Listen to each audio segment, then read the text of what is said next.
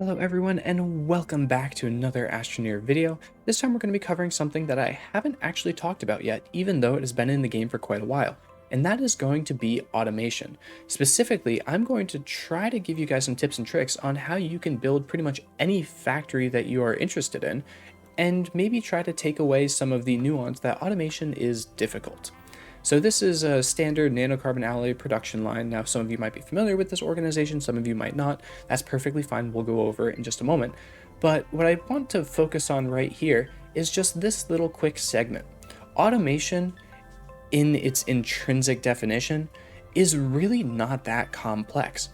Automation is purely just taking a resource, moving it to a location, and producing it indefinitely as long as you have enough of a supply.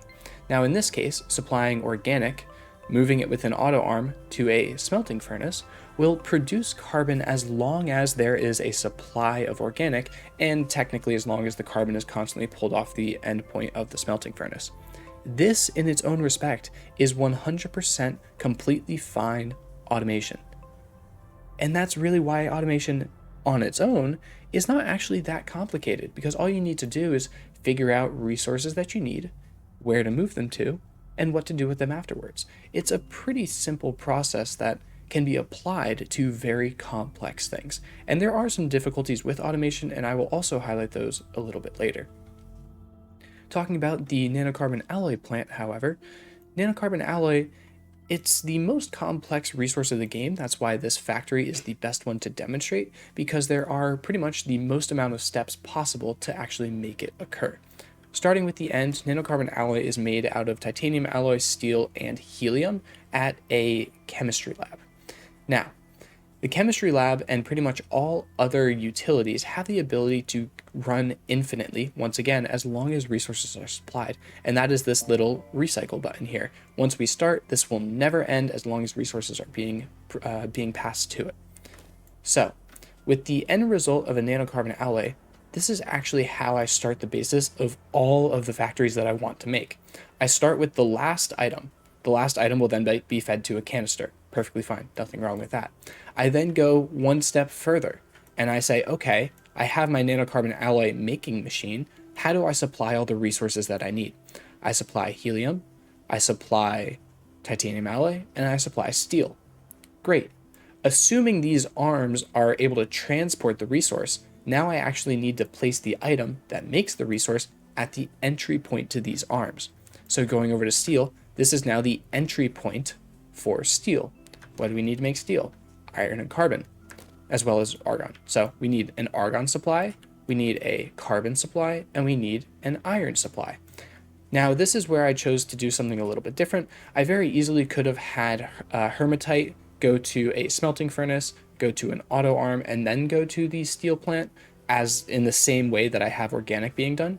But I chose to do this a little bit differently just to show you that there are multiple options that you can actually do. You don't have to have the smelting furnace here. If you have a canister of carbon or if you have a steady supply of carbon, you can instead just have that resource be here instead of having to actually smelt it. It just depends on what basic resource you want to supply and how far you actually need to go.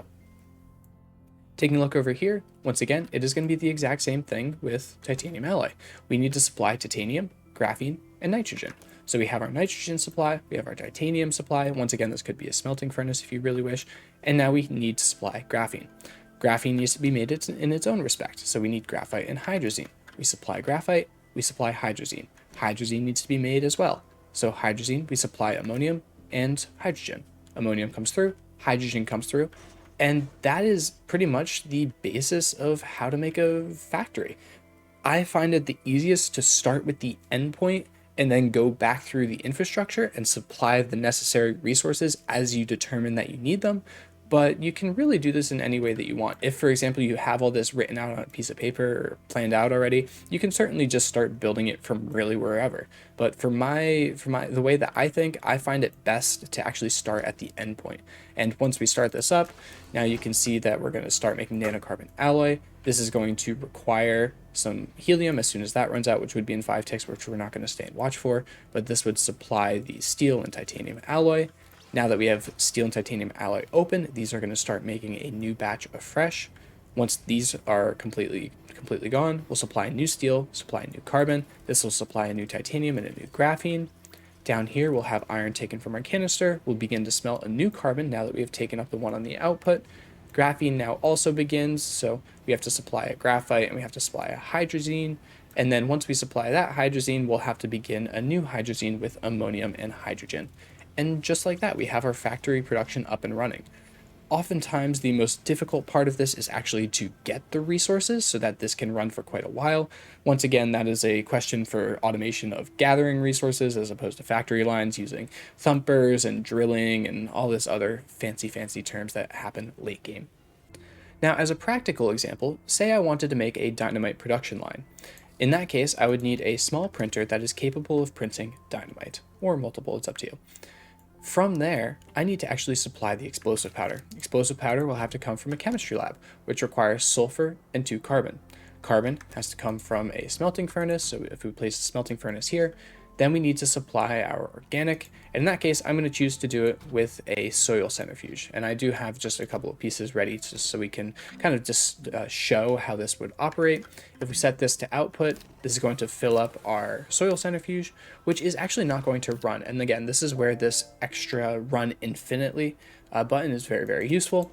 So if we start that up, that is going to start spinning and it will produce our organic for us. Now, I don't actually have a supply of sulfur like set up with an auto arm. I did bring just one piece over real fast just so we can use this as a brief example. In order for this to actually operate, a supply of sulfur will need to be provided, probably with an auto arm and maybe a gas canister or something. Anyways, as this produces our organic, these organics are then going to hop up onto our smelting furnace, and those will begin to pretty much immediately produce carbon when they are ready. The carbon is then going to go into our chemistry lab, which once again, very similar to the soil centrifuge, needs to be listed as pretty much always producing. And as soon as those are produced, that will produce our explosive powder, which we then can go to our printer and we can set that to always printing dynamite. So we're just gonna watch for a quick moment as we see our first carbon start to finish up, move to our chemistry lab. Pretty much everything is stock standard. Same thing is going to happen for our second carbon. Now, the interesting thing about the soil centrifuge is they will not refresh until all materials are gone, but having one of these medium fluid and soil canisters on standby will allow this soil canister to constantly be refilling and zipping between the two until you run out of soil. So soil is your pretty much input to here. As I said, we see our dynamite go out, and our dynamite now gets produced, and now we have a free dynamite. Amazing. And that's exactly what I was talking about. That's our soil being refreshed. Now, the interesting thing about this is a fully working automation line, again, with a little caveat of sulfur. But this is where the challenge of automation actually comes into play. Part 1 is actually supplying the raw resources you need for your production line. Part 2 is actually optimizing it. So as you can see, we print a dynamite real fast, and then we wait a while in order to have the carbon. Our soil centrifuge is backed up and doesn't actually have enough smelting furnaces to eat through all of the organic that it produces fast enough. So that is where we approach the difficulty in automation. Automation itself is not complex, but making it so that everything is, everything is timed properly and that production is at its maximum ratio, that is where the difficulty comes into play. So this is a modified version of the previous setup that we just tried to create. This is something that we did use on our server when we were trying to completely remove Decilo to basically create as much dynamite as possible. In this case, we once again had a ton of soil, and we had a very large supply of soil because we were removing a bunch into soil centrifuges, into auto arms that move to smelting furnaces, into more auto arms that actually make the explosive powder, into an extra setup to supply all the sulfur that we need. In this case, we didn't actually make the dynamite, we just put it in a canister so that way we could use a rover to create dynamite wherever we needed it at our particular location. So opening up these arms to allow the actual flow of carbon through, we did pick up some sulfur there, which was unintentional, but that's okay. You can see that we do have a little bit of a backup purely just because of the way that things are created and whatnot.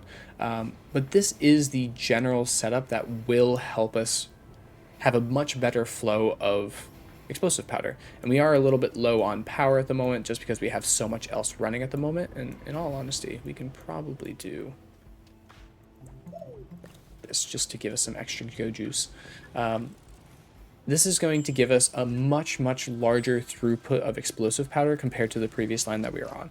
So again, the challenge in automation is not actually building this setup. This setup, you know, because it's a lot of resources, it might take a while, but conceptually it's relatively straightforward. The challenge comes in making sure that your production capacity is maximized. And again, I said that before, but that is entirely the case.